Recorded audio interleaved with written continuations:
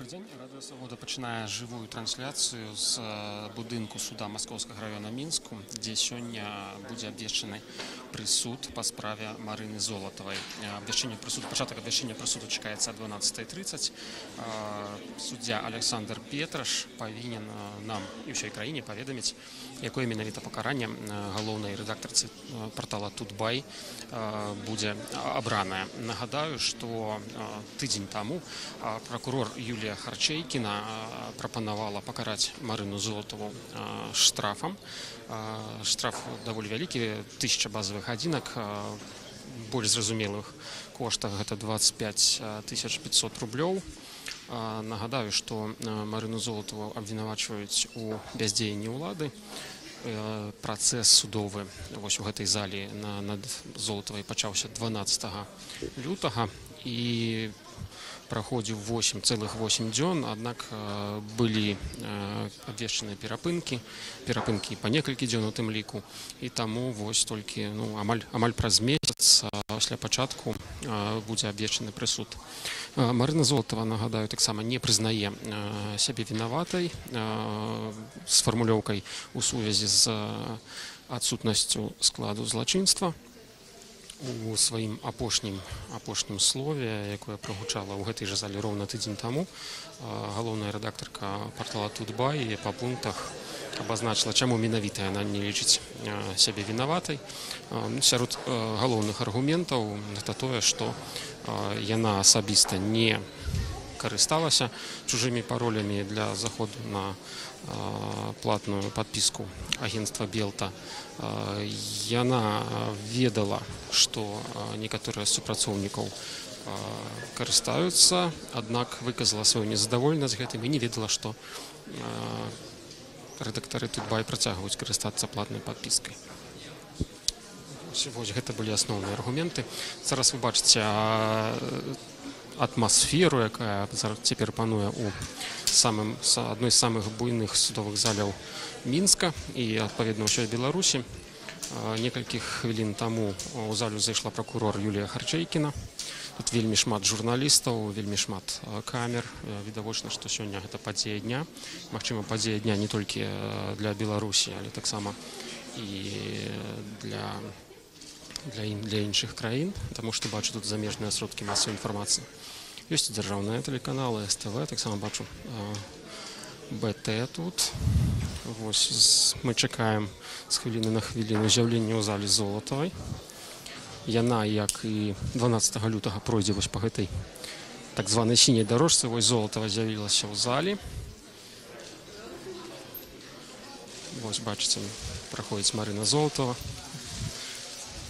Усміхаецца, відавочна, настрой яшчэ не лепшы, чым 12 лютага. Агулам па крымінальным артыкуле, па которым абвінавачваюць Марыну Золатаву, беларускае заканадаўства прадугледжвае пакаранне ад штрафу да 5 гадоў пазбаўлення волі.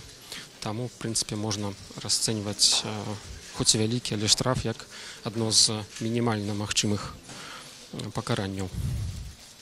Хаця, нагадаю, зноў жа Марына Золатава не прызнае сваёй віны і не згодная з выстаўленым ёй абвінавачваннем. А ўладальнік парталу Тутбай Юрый Зісер яшчэ да пачатку суда заявіў, што любы прысуд, акрамя праўдальнага, будзе расцэнены як несправядлівы. Разлічаныя хвіліны пачнецца абвяшчэнне прысуду. Пра тое, як праходзіў суд, асноўныя яго моманты можна паглядзець на сайце Свабода.орг. Мы сабралі там асноўныя публікацыі, таксама кароткае апісанне працэса. Не адключайцеся пасля пачатку суда, мы пакінем уключаныя камеры, нават калі будзе забаронены праводзіць фота-відэаздымкі, вы пачуеце гук прысуду. І адразу пасля гэтага мы плануем атрымаць у жывым эфіры каментар як самой Золатавай,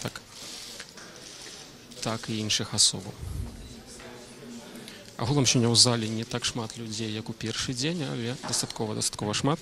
Увогуле працэс праходзіў пры вялікай увазе як з боку дзяржаўных, так і дзяржаўных СМІ. Дзяржаўныя СМІ ўвогуле даволі рэдка выходзяць на ўсе дні працэсу, аднак працэс над Золатавай асвятляўся даволі актыўна дзяржаўнымі журналістамі, а некаторыя з іх, нават не прысутнічаючы ў зале, пісалі вельмі яскравыя, так скажам, артыкулы.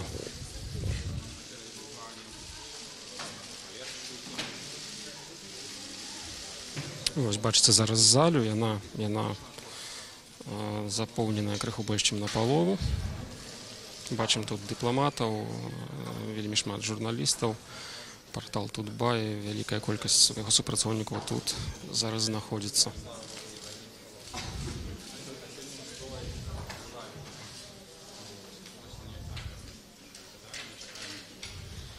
Нагадаю, прысуд Марыне Золатавай пачнуць абвяшчаць у 12:30. Прокурор Юлія Харчэйкіна запатрабавала пакарання для Золатавай у выглядзе штрафа памерам 25,5 тысяч рублёў. Якім будзе рашэнне суда, складана сказаць, таму што суддзя можа вынесці пакаранне як большае, чым патрабуе прокурор, так і меншае. Можа ўвогуле вынесці апраўдальны прысуд. Пажаданне прокуратуры, у дадзеным выпадку генеральнай прокуратуры, для суддзі не з'яўляецца нечым абавязковым. Вось Марына Золатава, на дальнім плане яе адвакат спадарня Вараб'ёва. Можаце бачыць, яна в сваім выступленні ў спрэчках бакоў падтрымала цалкам сваю падабаронную, прасіла суд вынесці апраўдальнае рашэнне.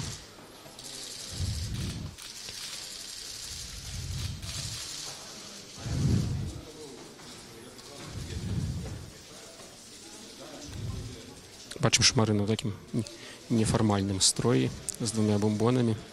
Невядома, як расцэніць гэта суд. Паглядзім.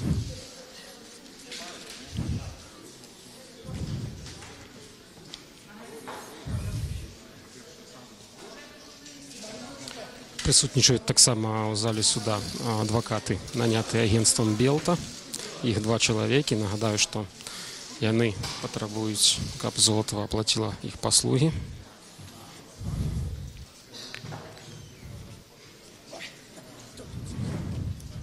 Вось нас ужо просяць паціху адыходзіць ад бар'ера. З хвіліны на хвіліну чакаем з'яўлення ў зале суда суддзі. Суддзя Александр Петраш, нагадаю, это суддзя завадскога раёна Мінску.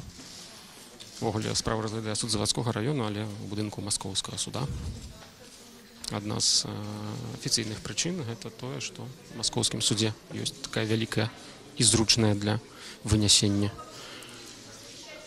судовых рашэнняў заля.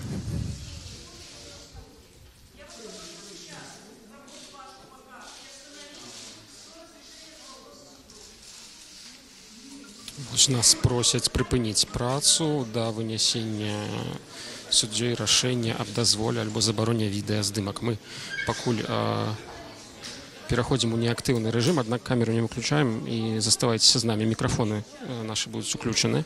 Будзеце чуць усё, што адбываецца ў зале суда. На некаторы час развітваюся з вами, але заставайцеся на сувязі і глядзіце нашу трансляцыю.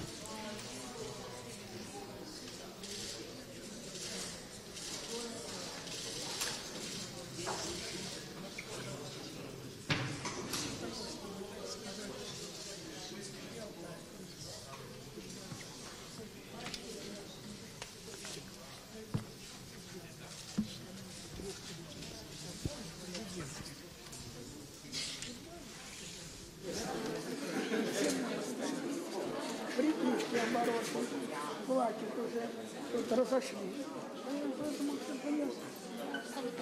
Но. Специально как административная сила. Да. Но я сделал последнее решение, но возрастет ли авторитет? Нет, не ударит ли это по авторитету дело так и так в государственных информационных источниках он подмочен. А это уже даст окончательно.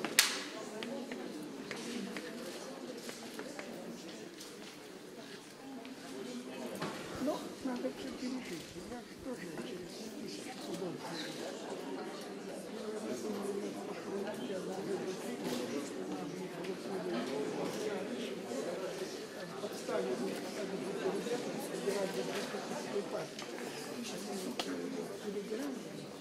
пришла задача.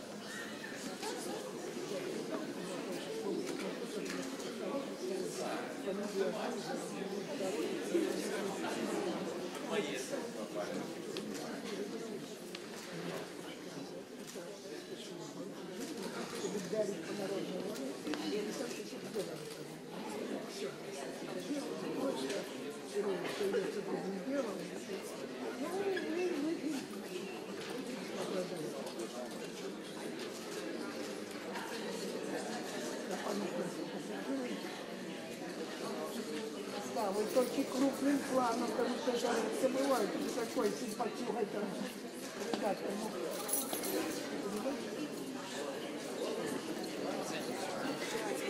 Так, привет, что вы?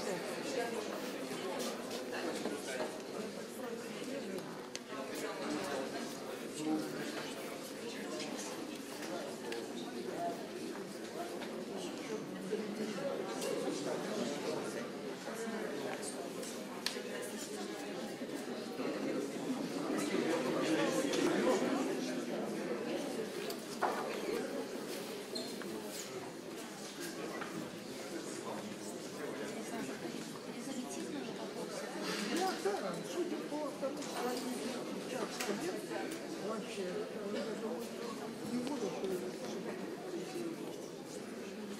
почему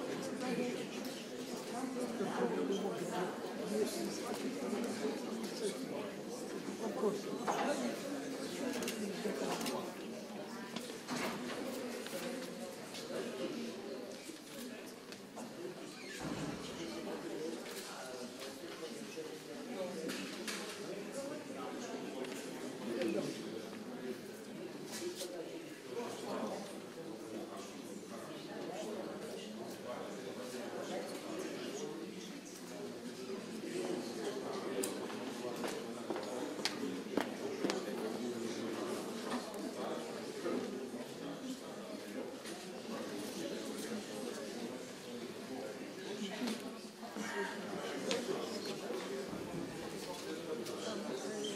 Наша бухгалтерия, по-моему, вам где-то 5-6 по регламенту. Где-то числа 6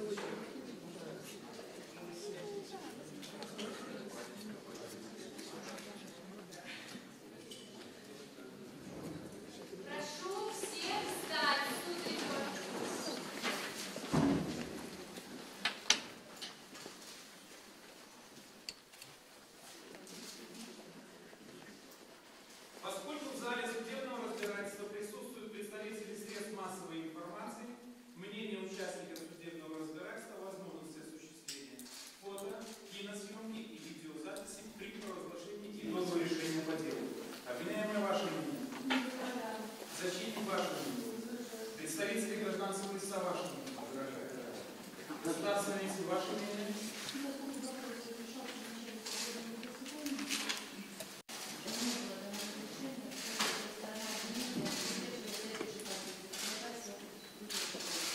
В связи с отсутствием согласия всех сторон на проведение фото, киносъемки и видеозаписи при провозглашении итогового решения по делу, их проведение не разрешается. Попрошу убрать фото и видеозаписи.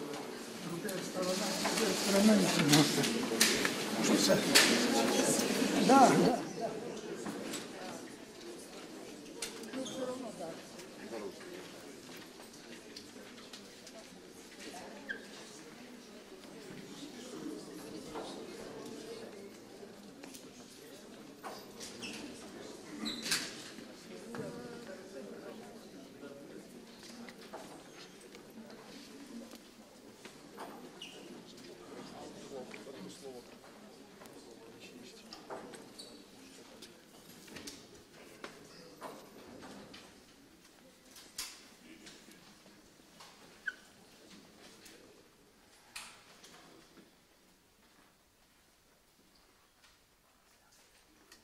Поскольку уголовное дело рассматривалось в части в закрытом судебном заседании, в соответствии с частью 4 статьи 23 Уголовно-процессуального кодекса Республики Беларусь, судом провозглашается только резолютивная часть приговора.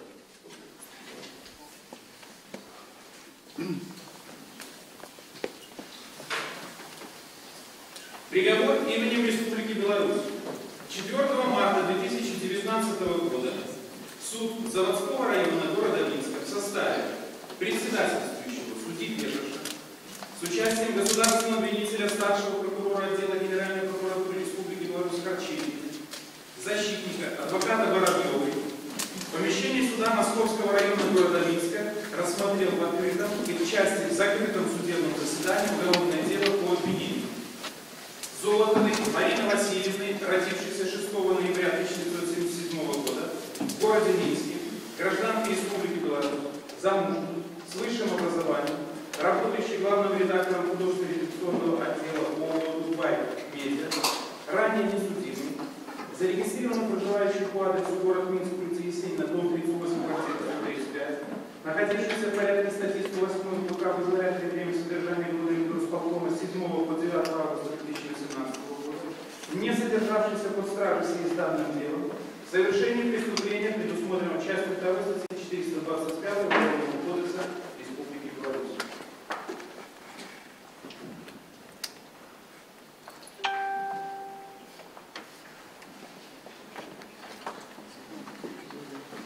Руководствуясь статьями 349, 352, 356, 358, 361, 364 Уголовно-процессуального кодекса Республики Беларусь, суд приговорил Золотову Марину Васильевну признать виновной в умышленном, вопреки интересам службы, неисполнении должностным лицом из иной личной заинтересованности действий, которое оно должно было и могло совершить в силу возложенных на него служебных обязанностей, сопряженным с попустительством преступлений и повлекшим причинение существенного вреда государственным и общественным интересам.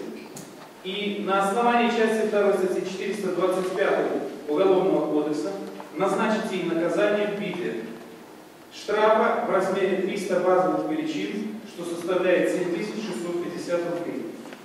Меры пресечения процессуального принуждения Золотовой в виде подписки о невыезде и ненадлежащем поведении и временного ограничения права на выезд из Республики Беларусь до вступления приговора в законную силу оставить прежним. Взыскать Золотовой Марины Васильевны в пользу республиканского унитарного предприятия Белорусское телеграфное агентство судебные расходы в сумме 6 тысяч рублей. По вступлению приговора в законную силу вещественных доказательств по делу.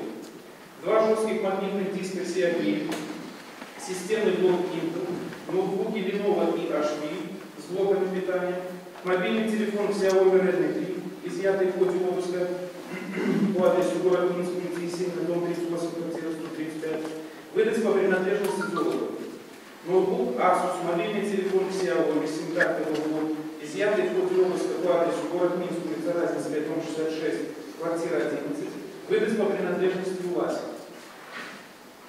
Мобильный телефон Samsung, изъятый в ходе обыска по адресу город Минск, улица Кубакова, дом 61, корпус 2, квартира 12, выдать по принадлежности УАЗ.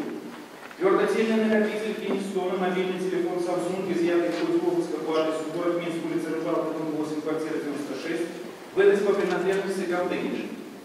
Мобильный телефон Apple iPhone A1533, изъятый в ходе обыска по адресу город Минск, улица Лубанка, дом 60, квартира 42, выдать по принадлежности Бабаева. Жесткий магнитный диск Western Digital и мобильный телефон Apple iPhone A1549, сим-карта ИПС, изъятый в ходе обыска по адресу город Минск, улица 300, Щерса, дом 18, квартира 13, выдать по принадлежности Ермачева. Жесткий магнитный диск Western Digital, изъятый в ходе осмотра по адресу город Минск, улица Захарова, дом 55, выдать по принадлежности ООО «Дубай Медиа». 2 жестких магнитных диска CRT, твердотельный накопитель SanDisk X210, 3 твердотельных накопителя Kingston, ноутбук HP ProBook и документы, изъятые в ходе обыска по адресу город Минск, проспект Дзержинского, дом 57, 5 этаж, выдать по принадлежности ООО «Дубай». Жесткий магнитный диск CRT с информацией в регистратора, изъятый в ходе обыска по адресу город Минск, проспект Дзержинского, дом 57, оставить на хранение Главного следственного управления Следственного комитета Республики Беларусь. Оптические диски, признанные по постановлению следователя 28 ноября 2018 года вещественными доказательствами, приобщенные к материалам дела, хранить при материалах дела. Приговор может быть обжалован в апелляционном порядке в Минский городской суд через суд Заводского района города Минска в течение 10 суток со дня его провозглашения. Приговор подписан председательствующим по делу. Прошу занять свои места.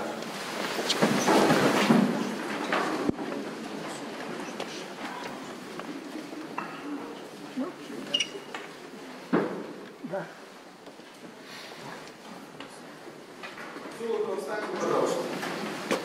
Сущность принятого решения вам понятна? Если вы считаете, что данный приговор суду несправедлив, необъективен, либо по другим каким-то причинам является незаконным, вы имеете право его обжаловать в Минский городской суд через суд заводского района города Минска в течение 10 суток с даты провозглашения приговора, то есть начиная с сегодняшнего дня. Скажите, пожалуйста, порядок и сроки обжалования приговора вам понятны? Писались, пожалуйста. Разъясняю участникам судебного разбирательства о том, что вы вправе ознакомиться с протоколом судебного заседания и принести на него свои замечания. Ходатайство об ознакомлении с протоколом судебного заседания может быть подано в течение 10 суток с даты провозглашения приговора, то есть начиная с сегодняшнего дня. Замечания на протокол судебного заседания могут быть принесены в течение 5 суток с даты ознакомления с протоколом судебного заседания. Указанный срок по ходатайству может быть продлен до 10 суток. Судебное разбирательство объявляется закрытым.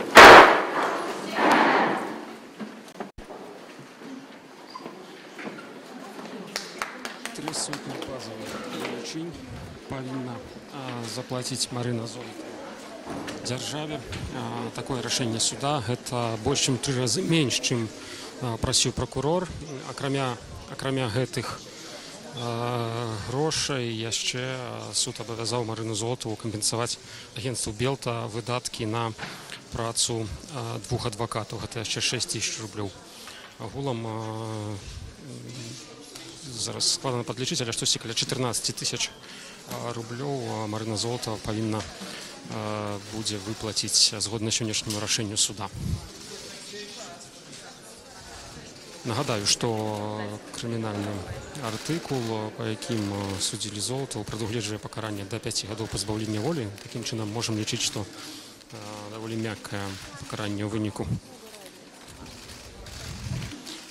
было абрана. Вось зараз бачыце Марыну Золатову. Спрабую да яе падвесці бліжэй.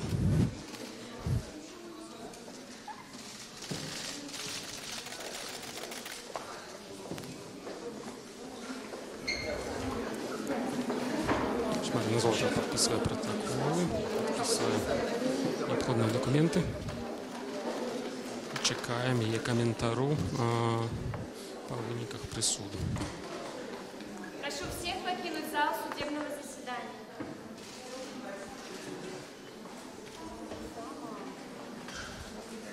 Просить нас отсюда выйти.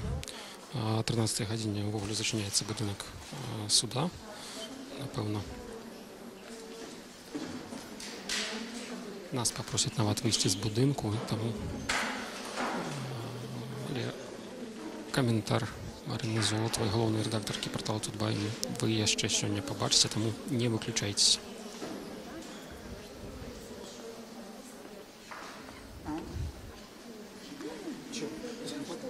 Нагадаю, што суд пачаўся 12 лютага. Сёння 4 сакавіка быў вынесены прысуд, але агулам толькі 8 дзён ішлі судовыя паседжанні. Рэшта часу былі заняты на перапынкі.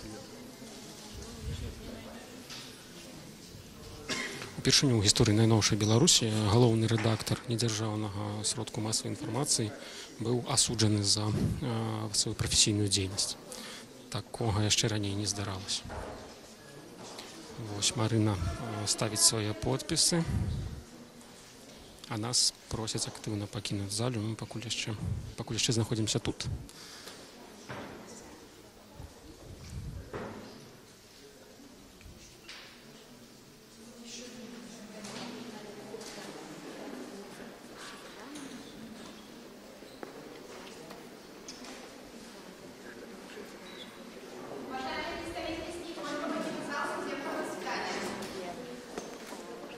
Третий звонок, як у театрі нам промовчав, третій раз нас попросили вийти, ну, треба, напевно, виходити. Спробую атрымаць каментар Золатавай у холе перед залом судовых пасяджэнняў.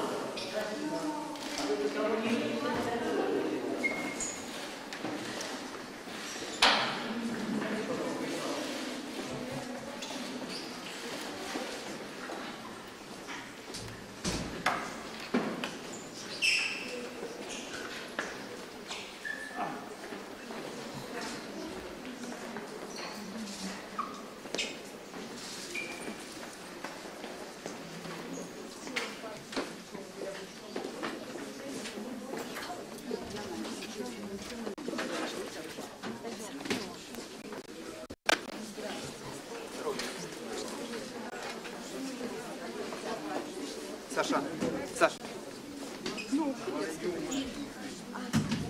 Сейчас я сяду. Дай микрофон. Микрофон. Зараз плануем пачаць імправізаваную прэс-канферэнцыю. Таня, потому что... Золотова вось она выходит в зале, то обступили ее Вон Захару, да, он, видишь, уже 2 держит. журналисты. Не дают пройти литерально человеку. А мы тут чекаем.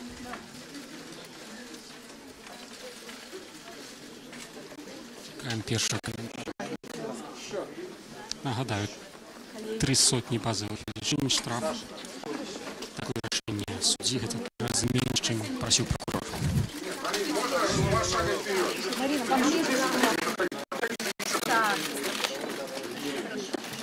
Спасибо вам большое, что вы пришли и следили за всем этим.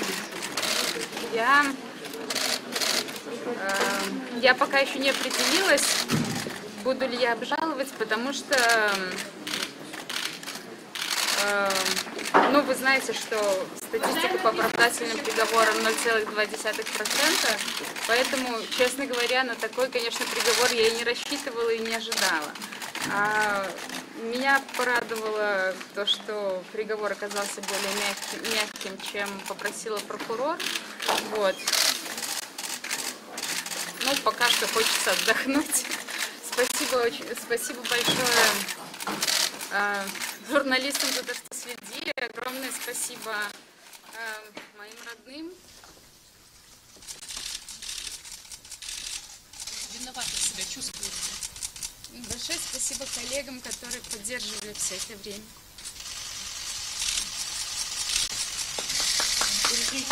Молодец. Чего вы плачете?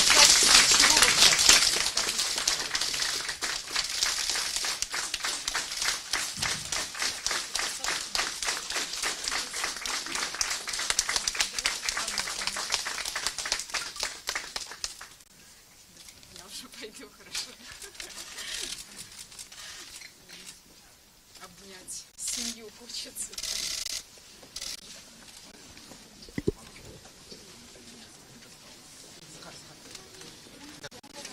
Саша, на, возьми.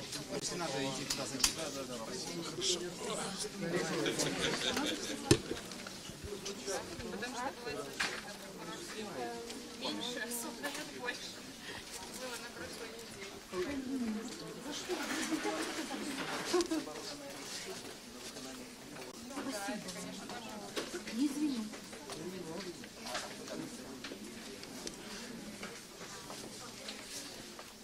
Ну, як ви чулі, Марина Золотова подякувала за підтримку колегам, журналістам так само сказала, що не чекала